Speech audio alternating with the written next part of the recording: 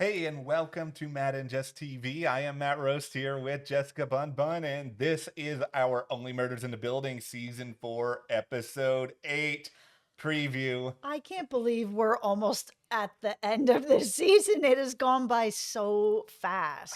And here's the thing, historically, kind of around the end of Episode 9, we tend to know most of what's going on with this show, other than maybe a few little surprises here or there. So I think Episode 8, this is going to be an episode where stuff really starts to hit the fan. And I think by the end of this, either we're going to know a good bit or we're going to be pretty close. Yeah, episode 8, episode 9, we start to really get our footing on what's going on here. And I mean, after the huge reveal in this past episode where it's like, it's all connected to Yeah. season 1. I mean, how are they going to pack all that in just a few episodes? Or could we have something that's going to go into season 5, and season 5 is really going to be about these connections and figuring out who it all is? Well, that's the funniest thing about this is that there's no guarantee that whoever actually killed Saz is the overall big bad at the heart of everything. Right. It's possible it's the same person, but it's also possible it's not. And this could give an opportunity for the show to do a particularly different sort of cliffhanger than what they've done before. And, that in itself is inherently exciting. Yeah, it is. Okay, well, we're going to get into what we know about this episode. There's a couple of really interesting clues that Hulu has kind of dropped already that we should be well aware of to set our expectations accordingly. But before we go any further, hit that subscribe button here because we have every Tuesday reviews of Only Murders in the Building at 9 a.m. Pacific time. At noon, we have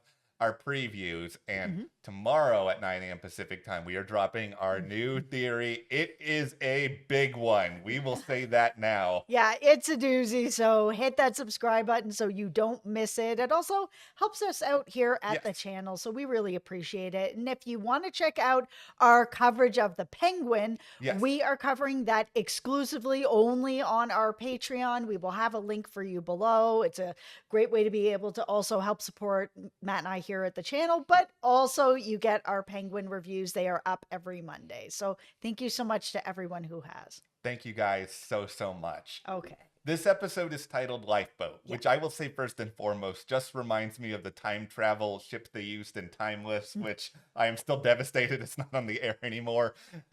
You really love that show. I love Timeless. When is the trio and Only Murders getting a time machine? No, okay, so this is the synopsis. Charles, Oliver, and Mabel combine forces with the actors in an epic showdown against the Westies. Yeah. None of that's going to be a surprise based on how episode 7 ended. Yeah. Here is where things get a tad more interesting to me. They close the synopsis with, "You can't handle the truth," which, okay. Oh, no. It's obviously a film reference, A Few Good Men. Like, it's something that people out there know, but I do think that there's a little bit more going on here with this than it probably seems on the surface. Yeah, I wonder if the "you can't handle the truth" is that they're gonna have some sort of reveal that may or may not actually be the truth. It could be their truth, what they think is happening, and they, feel confident about it, but maybe it's not exactly true. Maybe it's kind of adjacent true, like somebody that we really love, like a Howard or an Uma or even a Mabel has been out there, that they are somehow been connected this whole time behind all these murders that have happened in the building, that it's going to be somebody that we really care about that's going to break all our hearts and we're not going to be able to handle the truth. That is what I'm really worried about here, is that they know that this episode is going to make us upset, and not upset in the same way that we were that the actors actually figured out everything and not the trio. This is a different sort. This is a different sort of upset. This is a, is the show betraying us by having somebody who we trusted and loved ultimately actually really sinister and evil behind the scenes? Yeah, I mean, there's a handful of people that would make me quite upset. Like, if they actually have one of the trio connected to this and behind everything, like, I know there's lots of people out there that are the Bloody Mabel, people that feel like she could be connected. I mean, let's be honest, Yeah, anybody's on the table. All theories are right now. She could be. It's really going to break my heart that she's been there with her olds the whole I time, know. and basically she would be involved in it, leading them astray, because she obviously doesn't want anyone to know that it's her. And a lot of times whoever is the murderer or somebody who's involved is will like put themselves into the investigation. So I don't Yeah, know. it's going to be potentially heart-wrenching, but let's take a moment to address the other idea you brought to the table, which is this pretty interesting conceit of, okay, maybe we're just not getting a full truth or a half truth Right. because the Westie Besties at this point, they have been found out. It is now apparent that they have been cashing all of Dudenov's checks all this time. So if you're backed against the corner, what are you going to do?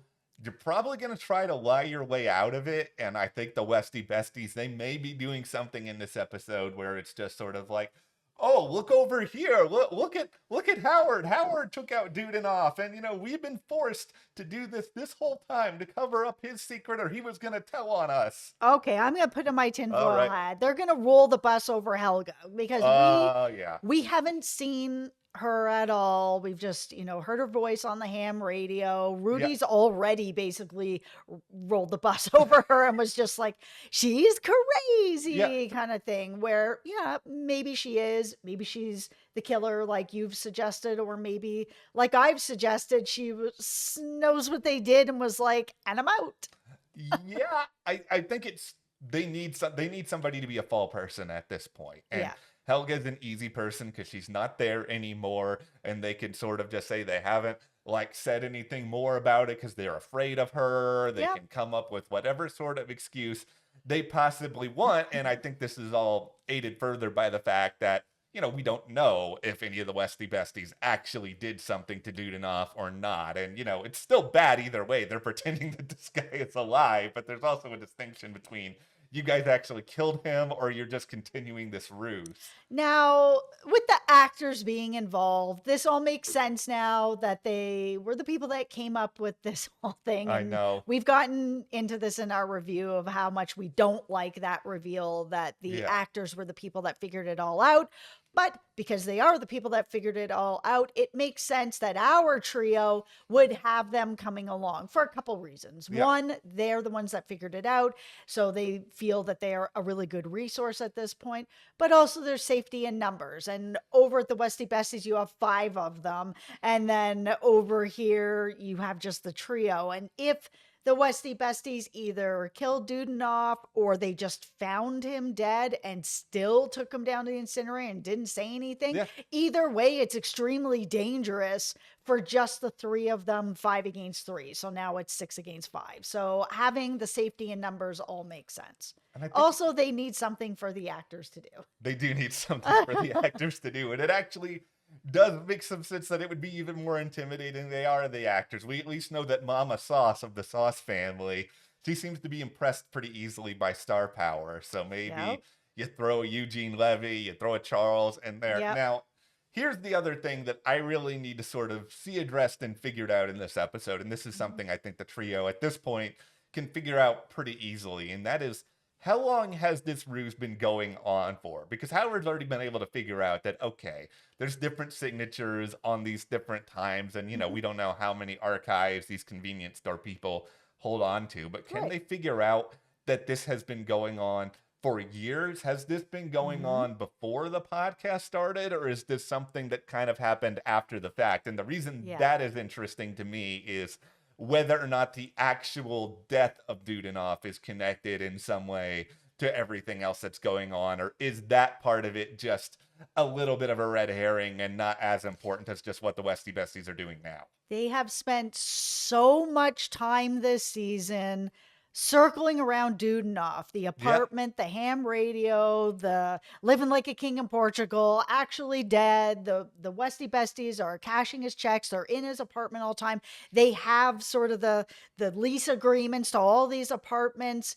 This death for me really feels like it has to be connected. And The brother sisters has said that they had not seen him in 3 years. So Yeah. that's 3 seasons Yeah. ish. We'll call it that, if that's how they're doing it. And so, if that's the case, and if they haven't seen him for 3 years and this has been going on for 3 years, then maybe whoever killed Dudenoff is, or found him, or whatever, is behind all of this. Mhm. And that's why they're like, end this podcast, or, I'll end you kind of thing, that they know that that Dudenoff secret is going to get unburied at some point. Yeah. And that's the secret they've been hiding this whole time, of why they, people keep dying, and anyone that keeps kind of coming around to that secret.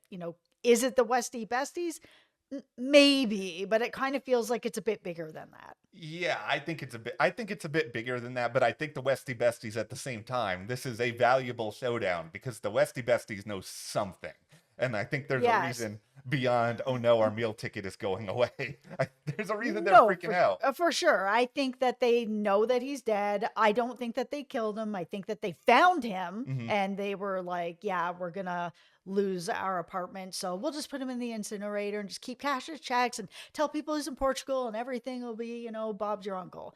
But do I think they killed him? No. And I think that'll be more of the next mystery that's coming up. I think the thing that the trio need to get from them now is more of a realistic account of what actually happened the night that Saz died. Now, we mentioned this in the review. Rudy has an alibi, maybe. It's that part of it we'll have to wait and see on. But these are people who are a little bit of homebodies. They know that, not a lot of people have access to that Dudenoff apartment. So I think they clearly know who is coming and going, and they haven't said for whatever reason. Maybe because this is connected to what happened to Dudenoff and they don't want anybody in the trio to start to put two and two together. So they're protecting somebody. Absolutely. I mean, even if they say they do know who killed Dudenoff, they don't want that coming out, because as soon as it comes out that Dudenoff is dead, they are in jeopardy of losing their apartments. Yeah, it's all kind of this very delicate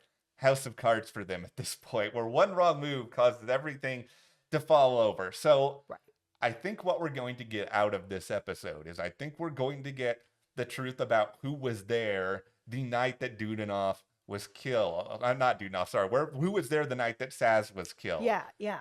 And now here's where things get messy. And this is why the show is going to give you something and then point and laugh at you on the other side of it. That's right.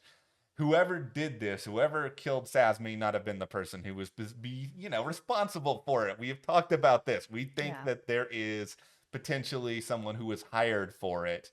That's the mystery they're going to save for episode 9. I think there's a lot of information that's going to come out. How much of it is true? We'll see. We'll see how much they actually give us. We are getting to the end, but it is only episode 8. There will still be a couple more coming, so they can't give us everything. But I think they start to usually give us just enough at this point that we can figure it out. Just make it more substantial than episode 7, please. Oh, goodness. I'm begging you. Yeah. Don't make Meryl Streep have to do more fights so that you can put it on the line. Right. All right. Thank you guys so much. Hit that subscribe button so you don't miss any more Only Murders in the Building coverage. And if you want to support us further, join our Patreon. We've got a link in the description where we are doing the Penguin every single week there. Thank you to our patrons. We'll see you here next time.